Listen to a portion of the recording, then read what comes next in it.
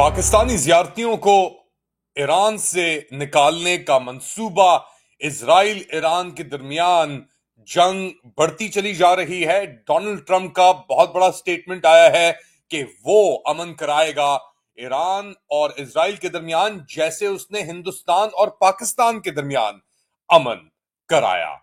और अली अमीन गंदापुर इतना बेचैन क्यों है हथियार उठाने के लिए और गोलियां खा के गोलियां चलाने के लिए? लेट अली शो यू के इस एपिसोड में आप सबको खुशामदीद। Do like, subscribe and share this content. बात शुरू करते हैं जो बेसिकली पाकिस्तान की तरफ से एक इनिशिएटिव लिया जा रहा है कि जितने भी जियारत पे लोग गए हुए थे ईरान, वहां पे जो मुकादस लोकेशंस हैं उनके ऊपर बेसिकली उनको वापस लेके आने के लिए अब फॉरेन ऑफिस अपने एक हरकत में आ गया है। और साथ साथ उसने रोड नेटवर्क्स के थ्रू, क्योंकि फ्लाइट ओवरहेड फ्लाइट्स तो बंद पड़ी हुई हैं अभी, तो किसी भी तरीके से ट्रांसपोर्ट करने की बात हो रही है कि किस तरह लेके आया जाए वापस ये पाकिस्तानियों को जो पहुंचे हुए थे ईरान। ये शुरू होने से पहले तकरीबन 450 के करीब जो पाकिस्तानी गए हुए थे इराक और अफगानिस्तान के थ्रू भी इराक और ईरान, वहां से उनको इवैक्यूएट किया गया है। अब फर्दर इवैक्यूएशंस इराक और ईरान से कंटिन्यू करेंगी। पाकिस्तान के जो वजीर खारजा हैं इसाक डार, फॉर्म 47 के, लेट्स नॉट फॉरगेट, उन्होंने ये कंफर्म किए डेवलपमेंट्स अपने एक्स अकाउंट के ऊपर और ये कहा है कि 450 के करीब Pakistani pilgrims have been evacuated from Iran और अरेंजमेंट्स की जा रही हैं कि पाकिस्तानी स्टूडेंट्स को भी वापस लेके आने के लिए। और इस सिलसिले के अंदर तकरीबन 150 के करीब जो स्टूडेंट्स हैं वो पहले मरहले में लेके आए जाएंगे। साथ साथ पाकिस्तान एम्बेसी इराक के अंदर जितने भी जियारती गए हुए थे उनसे राब्ते के अंदर है और जो स्ट्रैंडेड है वहां पे, क्योंकि एयर फ्लाइट्स इराक के ऊपर भी ओवर फ्लाइट्स पाकिस्तान के थ्रू के पास नहीं आ सकती, ईरान क्रॉस करना होगा।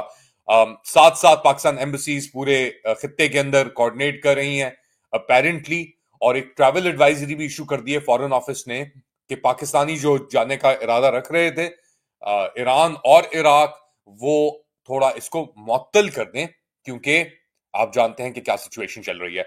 सिचुएशन इजराइल और ईरान को लेकर इजरायली हमले अभी भी तेहरान के ऊपर जारी हैं। ये वीडियो मेरे पास आई है, एक लंबी कतार बनी हुई है, ये रोडें तेहरान से निकल रही हैं और आप देख रहे हैं कि बहुत बड़ी तादाद के अंदर लोग जो हैं वो नकल मकानी कर रहे हैं तेहरान से, क्योंकि तेहरान अब एक हॉट जोन बन चुका है। इजरायली अटैक्स रेजिडेंशियल कॉम्प्लेक्सेस के ऊपर और दीगर एरियाज के ऊपर जारी हैं। साथ साथ हमने देखा कि ईरान का जो सेकंड बराज वेव था मिसाइल्स का, उसने तबाही मचा दी जून 15 के, यानी सुबह सुबह अर्ली आवर्स के अंदर। और बेसिकली कहां जाके ये चीज रुकेगी, क्या होगा, हमें नहीं पता। डोनाल्ड ट्रंप का एक बहुत इंटरेस्टिंग स्टेटमेंट आया है। वो कहता है कि ये जंग रुकनी चाहिए। अब अमेरिका की कोऑर्डिनेशन इजराइल के साथ चल रही है। इजराइल ने दावत दे दी है अमेरिका को कि आप हमारी आके मदद करें, मगर इसके पीछे, इस दावत के पीछे एक कमजोरी नजर आ रही है नेतन्याहू की, क्योंकि नेतन्याहू ने अटैक किया, ट्रंप ने कुछ कहा, नेतन्याहू ने अटैक किया, फिर बाद में बात हुई कि भाई मिली भगत थी ये तो। मगर अब आके अगर नेतन्याहू कह रहा है कि आओ मेरी मदद करो, और ट्रंप कह रहा है और उसके जो बहुत बड़ी एक सेंटिमेंट चल रही है अमेरिका के अंदर कि कोई ऐसी मदद नहीं होगी, भाई क्या बात कर रहे हैं आप, कैसे? हम नहीं चाहते कि हम अपना और अरबों खरबों डॉलर जाके जाया करें किसी एक और बैन अल-अक़वामी जंग के अंदर, और अमरीकी भी मरे जाके वहां पे।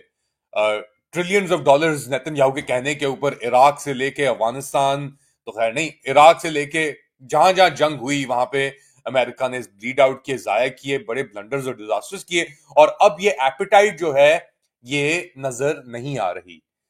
लेकिन साथ साथ जब 800 850 अरब डॉलर का एक मिलिट्री इंडस्ट्रियल कॉम्प्लेक्स होता है जैसा अमेरिका का है, तो उसकी भूख और लोगों की ख्वाहिश, आप तरजीह किसको दी जाती है वो आप खुद ही समझ सकते हैं। Business always takes priority, not necessarily the people. अच्छा, ये हो रहा है अमेरिका, इजराइल, ईरान को लेकर। अमेरिका के अंदर एक दौरा चल रहा है हमारे पाकिस्तान के field marshal, chief of army staff, general Syed Asim Munir Shah, जो गए तो थे अमेरिका इस उम्मीद से कि उनको एक इनवाइट मिलेगा। इनवाइट तो नहीं था, मगर एक प्राइवेट इवेंट के ऊपर उनको इनवाइट किया गया था, इनवाइट मिलेगा व्हाइट हाउस से। मगर इंस्टेड व्हाइट हाउस ने एक कैटेगोरिकल डिनायल इशू कर दी। इसके ऊपर मैं बात कर चुका हूं पहले, तो ज्यादा डेल्व इन नहीं करूंगा। मगर the reason I am asking is के अभी ये दौरा खत्म नहीं हुआ। अपेरेंटली ये दौरा चलता रहेगा पिछले अगले कुछ दिनों तक, और उम्मीद ये है कि कुछ डील्स और कुछ और अंडरस्टैंडिंग्स के ऊपर भी शायद रजामंदी हो जाए। और इसीलिए हमारे जो स्टीम्ड नंबर 1 हैं वो उधर पहुंचे हुए हैं और बातचीत वो कर रहे हैं। लेकिन क्या उन लोगों से बातचीत कर रहे हैं जिनसे उनको करनी चाहिए? We don't know yet. खैर, एक बहुत बड़ा एहतजाज भी हुआ वहां पे वॉशिंगटन डीसी के अंदर, एम्बेसी के बाहर। पाकिस्तान तहरीक इंसाफ के तकरीबन 600-700 से 1000 लोग अपेरेंटली जमा हुए। बहुत बड़ी एक वो थी, गैदरिंग थी, और वहां पे उन्होंने नारेबाजी भी की, बड़े सख्त अल्फाज भी इस्तेमाल किए। अब एक कंट्रोवर्सी पैदा हुई है कि भाई इन लोगों को स्टेज पे नहीं होना चाहिए था, उनको स्टेज पे होना चाहिए था, इसको यूं करना चाहिए था, उसको वैसे करना चाहिए था। तो ये बातें तो चलती रहती हैं और बातें चलती भी रहेंगी, क्योंकि अब पाकिस्तान तहरीक इंसाफ के जो बानी है वो जेल के अंदर आइसोलेशन में चले गए हैं, सॉलिटरी कन्फाइनमेंट जिसे कहते हैं। और इस सॉलिटरी कन्फाइनमेंट के बाद कंप्लीट आइसोलेशन की हो चुकी है। उनकी बहन अलीमा खान ने ये इंकशाफ किया है बहुत बड़ा कि जी कंप्लीट आइसोलेशन हो चुकी है इमरान खान की। और साथ साथ डॉक्टर उज़मा और नौरीन खान, एक्चुअली 10 जून को 5 दिन कबल आखिरी मुलाकात हुई थी मंगल के रोज उस्मा खान की और नौरीन न्याजी की। और कोई और जो उनका फैमिली मेंबर है वो नहीं मिल सका। मगर अब लग रहा है कि उनको कंप्लीटली नजर बंद कर दिया है। साथ साथ जो पोस्टपोनमेंट है कि इमरान खान की जेल ट्रायल की 9 मई के वाकयात को लेकर, वो थी शेड्यूल्ड जून 21 की उसकी समात। और अब उसको 1 जुलाई के अंदर किसी अभी फॉर नाउ अनडिफाइंड डेट के अंदर मुंतकिल कर दिया गया है उस समात को। अम, और बजट एलोकेशन को लेकर भी ये कह रही हैं कि उनको लोगों से जो फाइनेंशियल टीम है खैबर पख्तूनख्वा की नहीं मिलने दिया जा रहा कि उसके और बात करें और फिर वो बात को आगे बढ़ा सकें और जो बेसिकली रद्द अमल है वो कर सकें। ये सब कुछ हो रहा है इमरान खान के साथ। तो बाहर उनके जो साथी हैं, दुश्मन है जो साथी बन के खड़े हुए हैं, या जो कॉम्प्रोमाइज हो चुके हैं, ऐसे साथी जो बड़ी ऊपर की पोजीशंस में हैं, वो अब प्रेशर में आ रहे हैं और वो कह रहे हैं कि हम बंदूकें लेके जाएंगे और गोलियां चलाएंगे अगर हम पे गोलियां चलाई गई। एक बहुत बड़ी रैली मुनक्किद की गई, मथेरा एरिया है पेशावर का, और उसके अंदर ये पाकिस्तान तहरीक इंसाफ ने अपनी रैली की। उसके ऊपर खैबर पख्तूनख्वा के वजीर आला अली अमीन गंदापुर साहब भी बात की। उन्होंने बोले अब उनके ऊपर बहुत तनकीद की जा रही है, बहुत उन पे प्रेशर है, बहुत इल्जामात हैं। तो क्या कहा उन्होंने, मुलाहिजा करें। इस दफा हम आएंगे तो हम अडियाला जाएंगे, हथियारों के साथ आएंगे। अगर गोली मारी तो एक के बदले में 2 गोलियां मारेंगे। मारेंगे नहीं बल्कि ठोकेंगे। ठोकोगे, हाथ उठाओ। ठोकोगे, अपना हक लोगे, हक के लिए लड़ोगे, आगे बढ़ोगे। 22 जून को खैबर पख्तूनख्वा पूरे में एक एहतजाजी मुहिम चलाई जाएगी तहसील और डिस्ट्रिक्ट लेवल्स के ऊपर इमरान खान की आजादी के लिए। और रुख किया जाएगा एक नई मुहिम का जो जाएगी दोबारा डी चौक। और इस बार गोली चली तो फिर गोली चलाई भी जाएगी, हथियार भी होंगे। अब इस कॉन्फ्रंटेशन को अली अमीन इस वक्त क्यों कर रहे हैं? इतलात हैं, कुछ कुछ स्पेकुलेशन है, कुछ एक गट फीलिंग है। अली अमीन गंदापुर ने अपना सियासी जो उनको इनके पास खजाना था, सियासी जो कुवत थी, वो 26 नवंबर को ये भागे इस्लामाबाद डी चौक से, उस दिन वो सब जाया कर दिया। अब उस चीज को रिक्लेम करने के लिए, अपनी यूटिलिटी को बयान करने के लिए क्यों भागे, किसके कहने पे भागे, भागना चाहिए था नहीं, अब ये दोबारा अपने आप को रिससिटेट कर रहे हैं, मगर वो मौका जा चुका है।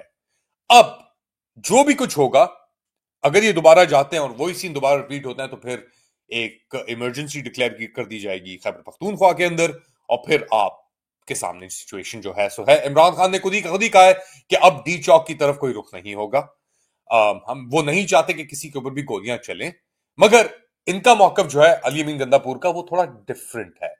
ये चाहते हैं कि थोड़ी बहुत गोलियां चलें और फिर उसके बाद क्या हो, क्योंकि गोलियों का अगर रिवाज है या अगर जोर, जबरदस्ती, जबर अगर करना है, तो वो हमेशा जाता है अफवाज पाकिस्तान की क्यादत के हिस्से में।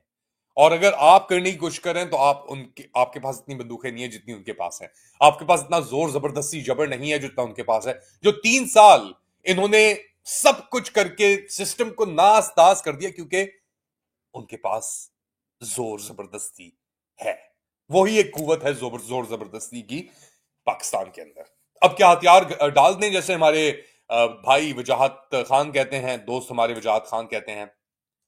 नहीं, हथियार भी नहीं डाल सकते, खड़े भी रहना है और गोलियां भी नहीं चलानी। वक्त एक सा नहीं रहता। जो आज नीचे है कल ऊपर होगा। जो आज अपने आप को खुदा नाउजुबिल्ला इस दुनिया में समझते हैं, उनका जवाल भी वही होगा जो आपका और मेरा होगा। हम सब ने एक 6 बाय 3 फुट के नीचे जाना है, और अगर आप इस 6 बाय 3 फुट के अंदर खड़े हुए हैं या आपने दफनाया है किसी को, अपने चाहने वालों को, तो आप जानते हैं कि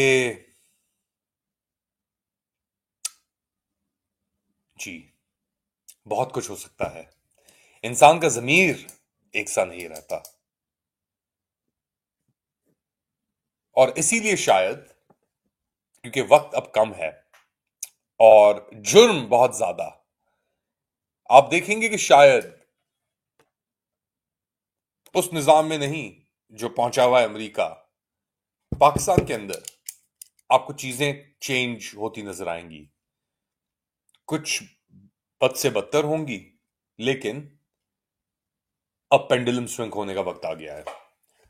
आप लोग क्या समझते हैं, बताएं मुझे कमेंट सेक्शन के अंदर। Do like, subscribe and share this content. अपना ख्याल रखिएगा, अगली बार तक अल्लाह हाफिज।